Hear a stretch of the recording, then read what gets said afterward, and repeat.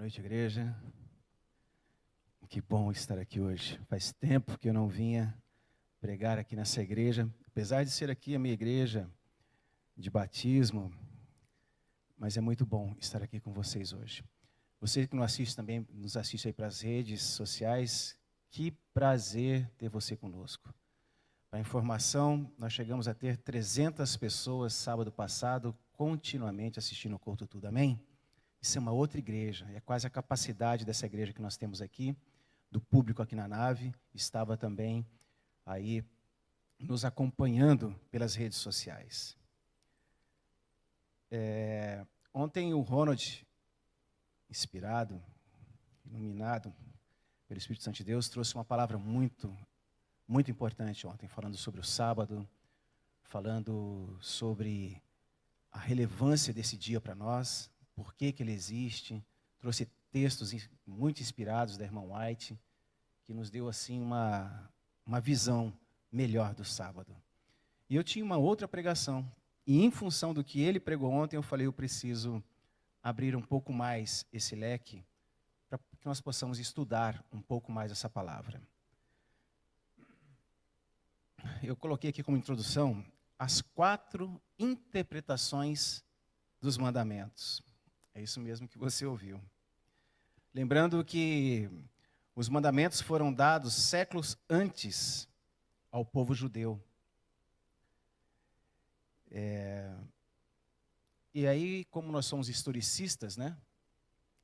Nós trazemos a história junto com a Bíblia sempre. E a Igreja Católica, através de documentos oficiais e de catecismo, um deles diz que a observância do dia de guarda do Senhor é o domingo e não o sábado. Isso é uma doutrina dogmática, né? E nesse ponto, a grande maioria das igrejas evangélicas concorda com a Igreja Católica. E seus cultos principais ocorrem no domingo e também com escolas dominicais. O que é muito bom. Estudar a Bíblia, de fato, é muito bom. Só que a Igreja Católica ela suprimiu o segundo mandamento. Não farás para ti imagens de esculturas, não as adorarás. E coloca no lugar disso, não tomar seu santo nome em vão. Houve aqui uma mudança e nós sabemos bem disso. Os adventistas conhecem bem essa troca como ocorreu, né? Agora, as igrejas evangélicas, em sua grande maioria, não concordam com esse posicionamento. Ela concorda com relação ao domingo, mas ela não concorda com relação a adorar imagens, por exemplo. Mas todas concordam com o não matarás, não furtarás, não adulterarás, embora em ordens trocadas, e com outros adjetivos, substantivos, pronomes, para acomodarem alguma situação. Mas tudo menos o que está escrito na Bíblia, em Êxodo, capítulo 20. Eu digo que em todas e em todas as Bíblias estão escritas as mesmas coisas sobre os mandamentos e as ordenanças de Deus. Seria interessante, quem nos assiste, pegar a Bíblia e certificar-se do que nós vamos estudar daqui para frente.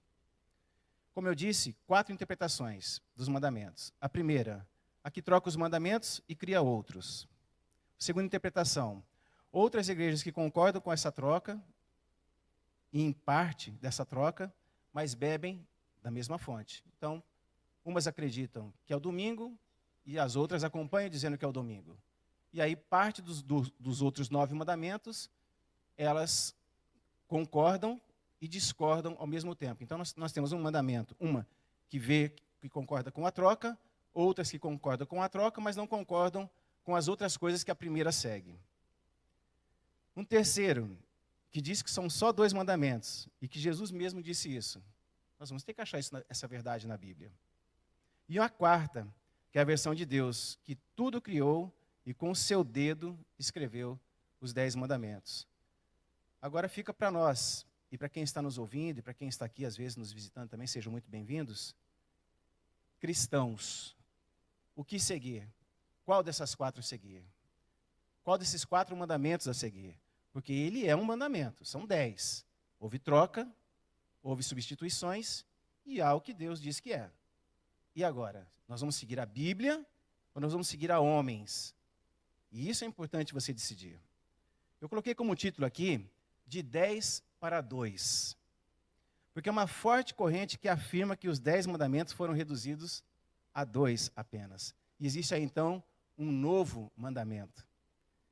Agora eu pergunto, teria Deus, depois que tudo que fez, criou os céus, a terra, todo esse conforto que nós vivemos hoje, Ele criou tudo.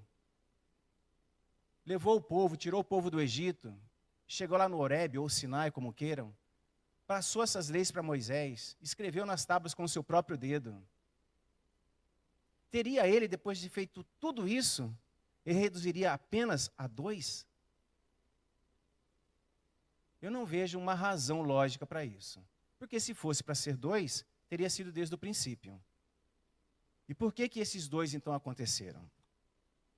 Será que os homens teriam evoluído em suas capacidades mentais de relacionamentos humanos e não mais precisavam de uma métrica para que pudessem seguir? Será que ao longo do tempo nós melhoramos ou nós pioramos? Não precisávamos mais de uma direção dessa métrica para nós. Homens procurando justificar suas crenças trariam interpretações bíblicas equivocadas, mas para um propósito que se destinaria ao longo da história humana. E essa troca seria útil. E traria uma grande confusão. E em uma confusão, nós sempre queremos correr para um lado. E para que lado que a gente corre quando há uma confusão? Principalmente quando é pequeno, né? As crianças na fé e as crianças pequenas. Quando tem uma confusão, você corre para o lado do pai, você corre para o lado da mãe, você corre para o lado de um amigo. E quando essa confusão é religiosa? Você corre para o seu líder religioso. E aí temos um problema. Porque você acredita muitas vezes no que ele está dizendo. E não procura na Bíblia saber se aquilo é uma verdade. Não procura estudar a Bíblia e saber aonde estão esses pontos que confrontam com aquilo que você escuta aqui, por exemplo, na Igreja Adventista. Nos estudos bíblicos que são dados. No que a Novo Tempo proclama 24 horas por dia. Ouvir é bom? É excelente. Mas você precisa estar com a Bíblia e confrontar o que está escrito ali. Fato é que quando falamos de Deus, só existe um lado, o dele. Popularmente se diz que tem o lado esquerdo, o lado direito e tem um muro. O muro não é de Deus. Ele não tem um muro. Ele só tem o lado dele. Eu te convido a abrir aí em Mateus. Vamos começar com 2 títulos. Vamos ver Mateus, depois nós vamos ao Evangelho de João. Mateus capítulo 22. A partir do versículo 23. Ali vai estar falando sobre saduceus e fariseus no início da discussão. E eu vou chegar no ponto onde as pessoas acabam se apegando, que é ali no versículo 34. Mas eu quero dizer para vocês quem são os saduceus e quem são os fariseus. Os saduceus era a classe alta da Judéia. Era uma seita favorável à presença romana, eram materialistas, não acreditavam na ressurreição, eram, na sua maioria, sacerdotes e sumos sacerdotes. Isso é importante. E os fariseus? Os fariseus eram um partido político. Eles usavam a tradição oral, não tinham influência política nas altas classes, eram conservadores, criam na ressurreição e controlavam o povo por medos, por regras, subjugavam o povo. Agora nós vamos ler o texto e vamos entender quem eram os saduceus e os fariseus e por que essa conversa, depois lá embaixo, no versículo 34, se estabeleceu. Capítulo 22, Evangelho de Mateus, versículo 23. Naquele dia, aproximaram-se dele alguns saduceus, que diziam não haver ressurreição, e lhe perguntaram: Mestre, Moisés disse, se alguém morrer, não tendo filhos, seu irmão casará com a viúva e suscitará descendência ao falecido. Ora, havia entre nós 7 irmãos. O primeiro, tendo casado, morreu, e não tendo descendência, deixou sua mulher e seu irmão. Deixou a sua mulher a seu irmão. O mesmo sucedeu com o segundo, com o terceiro, até o 7º.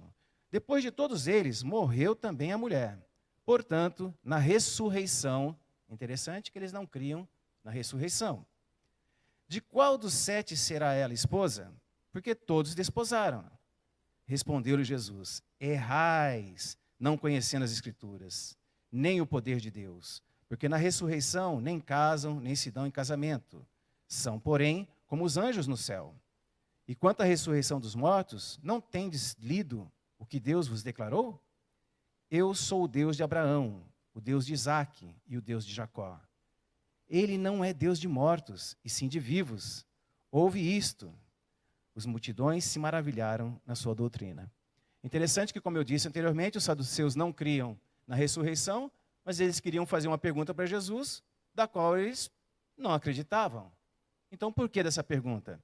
Era apenas para vir trazendo maneiras de enquadrar Jesus, porque quando, na verdade, essa questão era mais uma questão familiar, do casamento, quando morria o marido e o irmão estava ali, era para manter a família, manter o nome da família. Então, foi-se casando, era mais uma questão social e de sobrevivência do próprio nome da família.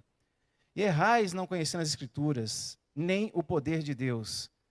Vocês não estudaram, vocês não sabem do que vocês estão falando e nem a interpretação que vocês estão tendo. Mas interessante que ele coloca assim, eu sou, quando ele diz assim, né? Não tendes lido o que Deus vos declarou? Eu sou, não eu fui. O Deus de Abraão, o Deus de Isaque, o Deus de Jacó. Ele não é Deus de mortos. De fato, a morte não existe. Há um sono. E na ressurreição, eles serão acordados. Por isso que ele coloca. E sim de vivos. Ouvindo isso, as multidões se maravilharam da sua doutrina. Agora vem o questionamento de muitas igrejas com relação a um novo mandamento. Começa aqui, depois nós vamos para João. Versículo 34. O subtítulo, se é que eu posso dizer um subtítulo, diz assim, o grande mandamento. Entretanto, os fariseus, sabendo que ele fizera calar os saduceus, reuniram-se em conselho. E um deles, intérprete da lei, experimentando-o, lhe perguntou, mestre, quanta ironia e quanto afronto, né? Se não o consideravam como, mas queriam alisá-lo primeiro, e aí dizendo, mestre, tu és tão inteligente, tu conheces todas as coisas, como explicas isso? Mestre, qual é o grande mandamento na lei? Respondeu-lhe Jesus, amarás o Senhor teu Deus de todo o teu coração, de toda a tua alma e de todo o teu entendimento. Este é o grande e primeiro mandamento. E o segundo, semelhante, não igual, semelhante a este é, amarás o teu próximo como a ti mesmo. Destes dois mandamentos dependem toda a lei e os profetas. Toda a lei, todos os 10 mandamentos e os profetas. Interessante que aqui não havia nada de novo, né? Apesar de estar aqui no Evangelho de Mateus, no Novo Testamento, isso aqui não era nada novo. Por isso que ele disse lá em cima, errais não conhecendo as Escrituras. Por quê? O que está aqui escrito, eu te peço gentileza, vá no livro de Deuteronômio, Deuteronômio capítulo 6. Vamos ver o que está aqui. Deuteronômio capítulo 6, versículo 4 e 5. Versículo 4 e 5 assim diz assim. Esse aqui é o chamar, é uma oração que era feita pelos judeus. Ouve, Israel, o Senhor nosso Deus é o único Senhor. E agora olha o versículo 5, lá no Antigo Testamento. Amarás, pois, o Senhor teu Deus de todo o teu coração, de toda a tua alma e de toda a tua força. Estas palavras que hoje te ordeno estarão no teu coração, e aí vai. E já estava aqui o que está lá no livro de Mateus. Mas nós temos o segundo mandamento que ele colocou, né? Então nós vamos agora em Levítico, capítulo 19. Volte um pouco. Levítico, capítulo 19, versículo 18. Só abrindo um parênteses. Olha o tamanho da responsabilidade. Aqui nos ouvindo tem o Tito e tem o professor Leandro Quadros. Pensa. Levítico capítulo 19, versículo 18, diz assim, na segunda parte, né? Mas eu vou ler ele inteiro. Não te vingarás, nem guardarás ira contra os filhos do teu povo. E aí vem, mas amarás o teu próximo como a ti mesmo. Eu sou o Senhor. Então aqui não havia nada de novo, como algumas denominações acabam colocando que dos 10 mandamentos se fez 2. A base é uma só, o amor, o amarás que está sendo colocado aqui. Mas as leis existem, os mandamentos eles existem. E aí então existe uma forte corrente que agora eu te convido a ir lá no Evangelho de João, capítulo 13. Evangelho de João, capítulo 13. Capítulo 13, versículo 31 ao 35. Isso aqui é muito usado, viu, irmãos? Eu tenho a impressão que quem já deu estudo bíblico já ouve essa indagação, já te colocaram aí contra a parede para responder sobre isso aqui, né? Então vamos lá. Quando ele saiu, quem saiu? Judas. Judas tinha acabado de sair e então agora ia começar essa orientação poucas horas antes de Jesus ir ao Getsêmani, né? Ele diz assim: quando ele saiu, disse Jesus: agora foi glorificado o Filho do Homem e Deus foi glorificado nele.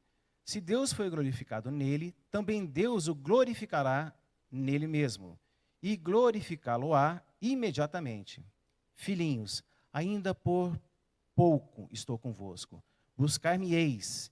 E o que eu disse aos judeus, também agora vos digo a vós outros: para onde vou, vós não podeis ir. E agora vem o 34.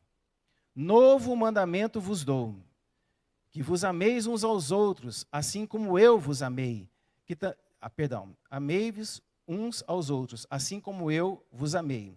Que também vos ameis uns aos outros. Nisto conhecerão todos que sois meus discípulos, se tiverem amor uns aos outros. Interessante. Quando você pega esse texto e as pessoas dizem assim: há aqui 2 mandamentos, há um novo mandamento que foi estabelecido aqui. Mas será que há um novo mandamento ou o texto é que está sendo interpretado um pouco errado? Porque já começa aqui com o subtítulo, né? O novo mandamento. Algumas Bíblias trazem como subtítulo o novo mandamento. Assim já começa o problema. Porque as pessoas às vezes nos ligam no Novo Tempo. Não, mas está escrito aqui, é o novo mandamento. Jesus fala depois da saída de Judas e dava as últimas palavras antes de sair para o Getsêmani. Essa confusão da tradução, ela está aqui, olha. Quando diz assim: novo mandamento vos dou. Essa palavra, ela é kainós. Uma coisa que existe, mas não estava em uso, estava conservada. E há confusão com a palavra neos, algo novo que surgiu naquele momento. Só que isso não havia surgido naquele momento. Era exatamente o kainós. O que aqui Jesus estava dizendo para eles? Esse amor que vocês têm entre vocês, ele é bonito. É uma amizade bonita. Vocês se entendem, vocês saem para pescarem juntos, vocês saem para pregar juntos. Está tudo muito bonito. Essa é uma amizade que a palavra coloca como um filéu. Uma amizade, um amigo chegado. É uma amizade apenas. E isso o Senhor já havia denotado aqui junto com eles, como eles se tratavam. Mas não havia, na verdade, uma entrega, uma responsabilidade para com o outro. A mesma responsabilidade que Jesus tinha para com os 12, que era diferente desse filéu, era um ágape, e era exatamente isso que ele estava falando para eles. Vocês precisam ter um amor relacional mais profundo, vocês precisam ter empatia um pelo outro, vocês precisam ser cúmplices um dos outros, não mais essa amizade de sairmos para pescar e de brincadeiras. Não é essa amizade que eu estou falando. É uma amizade mais profunda. É um amor mais profundo. Para que vocês possam suportar uns aos outros. Era sobre isso que Jesus estava falando. E ele corrigia quanto ao amor que estava raso e precisaria ser mais palpável, mais denso. O que eles praticavam, esse amor filéu, era o gostar naturalmente. Era uma amizade, era uma simpatia.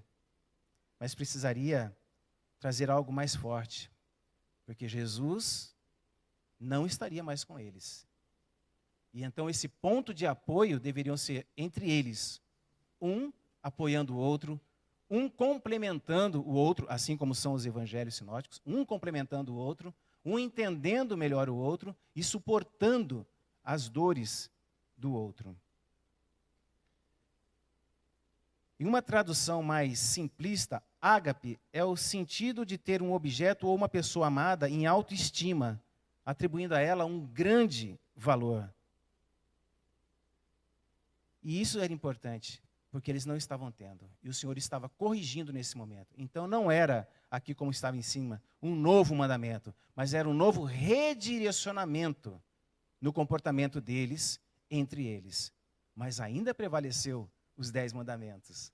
Em nenhum momento de Gênesis a Apocalipse nós vamos ver que isso foi excluído. Em hipótese alguma. Eles sempre foram mantidos.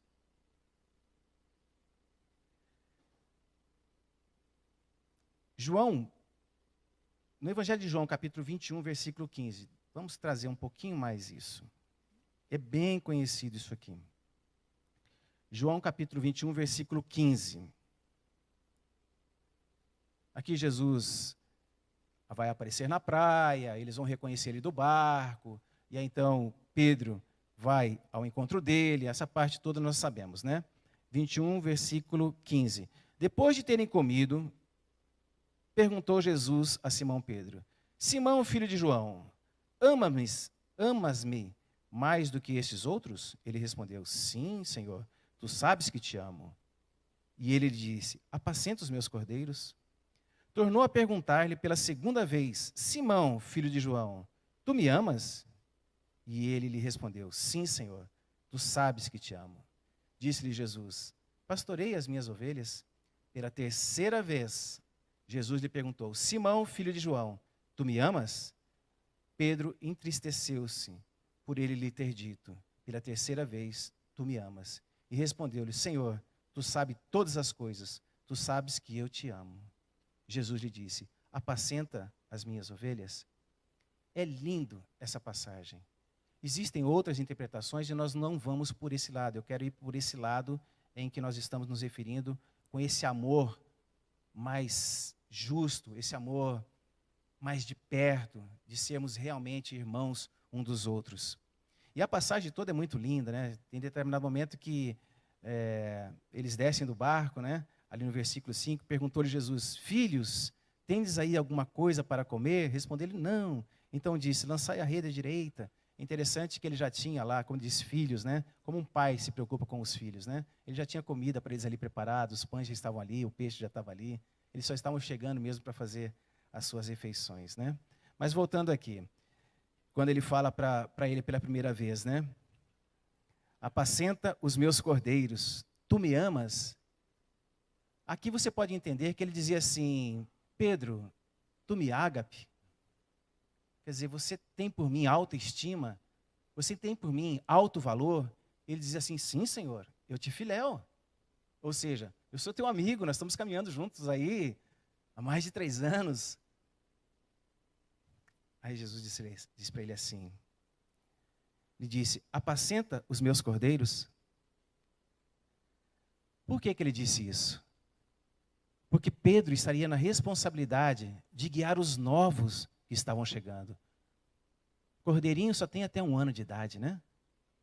Ele teria que cuidar desses pequeninos, apacentá-los, tirá-los à agitação quando chegassem para conhecer o Evangelho e por todas as tribulações que passariam por estarem acompanhando o Evangelho e acompanhando esses 12.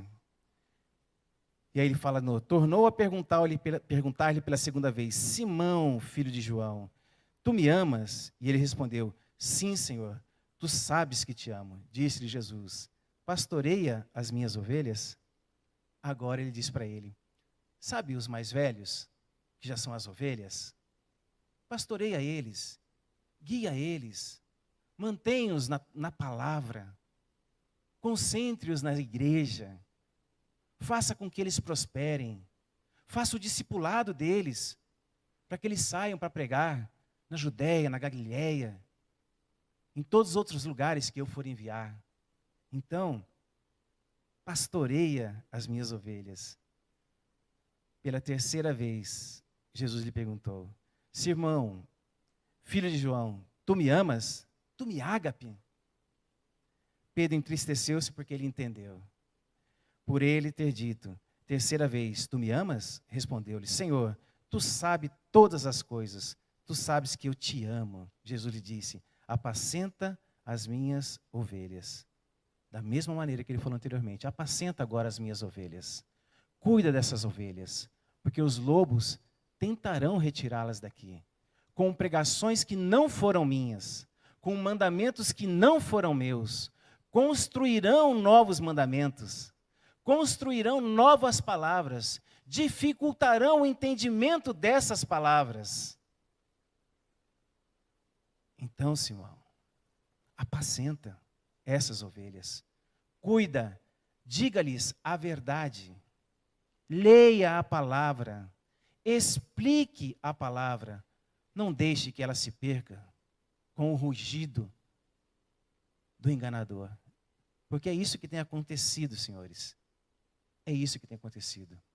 Muitas Bíblias estão circulando, e alguém pergunta assim muitas vezes para nós, né? Qual é a melhor Bíblia? A que você tem na mão. Essa é a melhor Bíblia. Porque o assim diz o Senhor, ninguém pode mudar.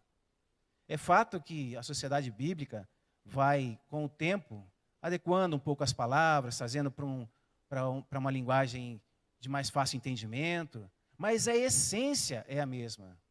O grande problema é quando você pega uma Bíblia de estudo e você vai ao rodapé, aos comentários que estão no rodapé.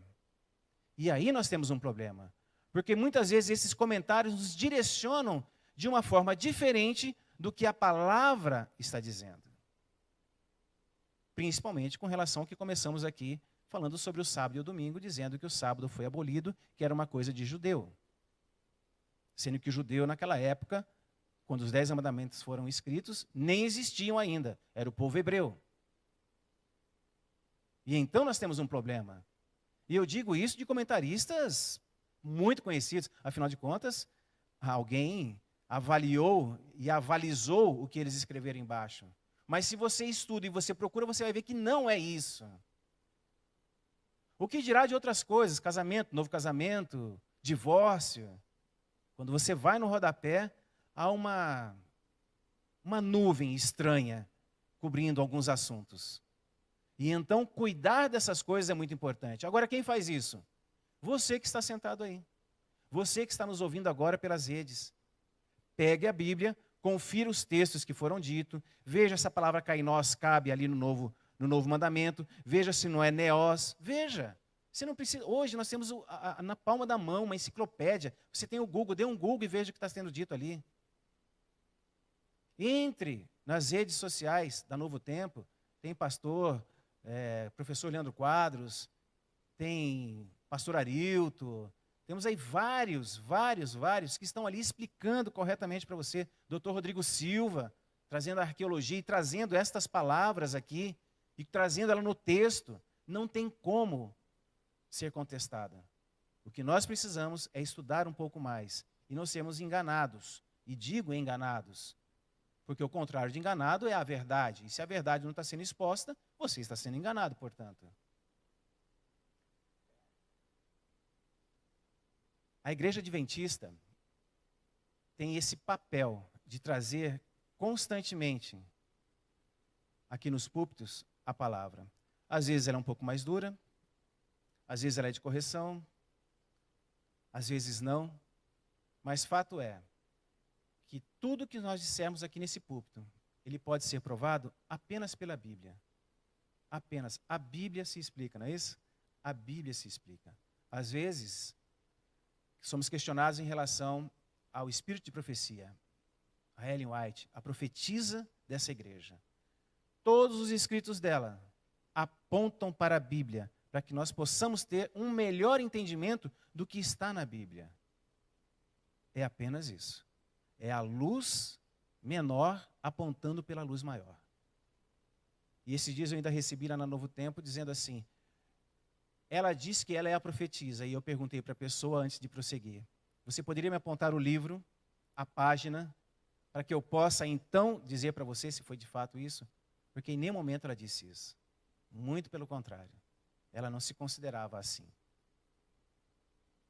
E então, meu querido, você que me ouve hoje aí, pelo que nós expomos aqui, tanto em Mateus quanto em João, deu para perceber que não existe um segundo mandamento, apenas um mandamento do Senhor, que não existe uma troca de sábado para domingo, que não existe troca nos mandamentos.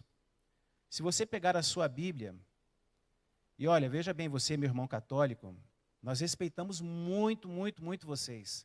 Respeitar não significa concordar, ok?